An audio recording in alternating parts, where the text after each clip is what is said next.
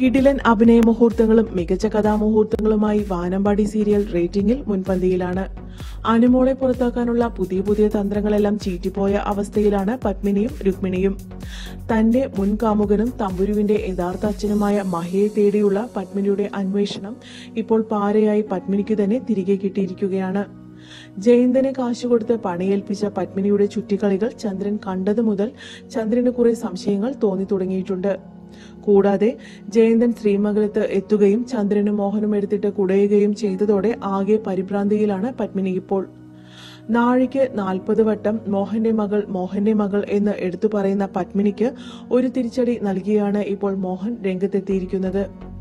പഴയ ജീവിതത്തിലെ ചില കാര്യങ്ങൾ തിരക്കാനാണ് ജയന്തനെ കണ്ടുമുട്ടിയത് എന്ന് പത്മിനി വെളിപ്പെടുത്തിയപ്പോൾ ആ പഴയ ജീവിതം ഞാനും ഒന്ന് തിരക്കട്ടെ എന്നാണ് മോഹൻ പറഞ്ഞിരിക്കുന്നത്.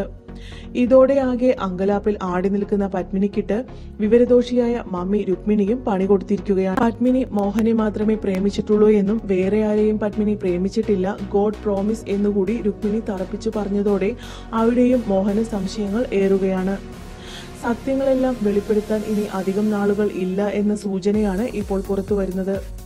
തമ്പുരു മോഹന്റെ മകൾ അല്ല എന്ന സത്യം ചന്ദ്രൻ കണ്ടെത്തുന്നതിനോടൊപ്പം മോഹനോട് അനുമോൾ മോഹന്റെ മകളാണ് എന്ന സത്യം ചന്ദ്രൻ വെളിപ്പെടുത്തുമെന്നാണ് സൂചന.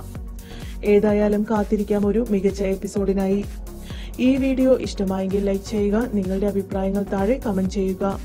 കൂടുതൽ സീരിയൽ ലോകത്തെ വാർത്തകളും വിശേഷങ്ങളും അറിയാൻ ഈ ചാനൽ സബ്സ്ക്രൈബ് ചെയ്യുക. നന്ദി.